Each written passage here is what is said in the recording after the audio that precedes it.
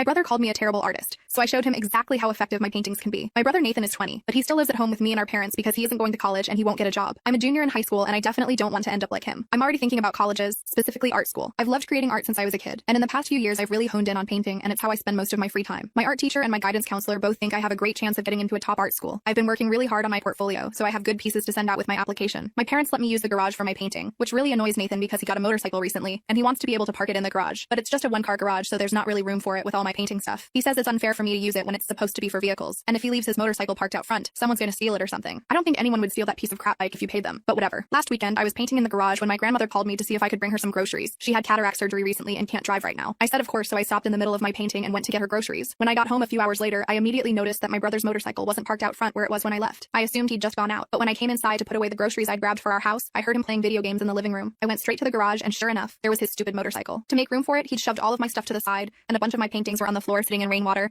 and the one that was wet when I left it was completely ruined because it had smudged all over the ground. I was furious. I needed those pieces for my portfolio, and I'd really loved the one I was working on, and I was hoping to give it to my grandmother to surprise her if I got into art school. I stormed into the living room to ask my brother what the hell was the matter with him. He wouldn't even look up from his video games. He said, "That motorcycle is worth way more than your stupid paintings are." I said, "You don't even know that." And he said, "Yes, I do. You're a terrible artist. No one's ever going to pay crap for them because you can't even tell what they are. Art's supposed to make you feel something or whatever. I don't know why everyone's pretending like you can get into art school when you suck." I wanted to keep yelling at him, but I knew I was about to cry, so I just left. I went back out to the garage to try to salvage what I could, but I was so upset and so mad that I ended up grabbing my supplies and a new canvas and going up to my room and starting a new painting.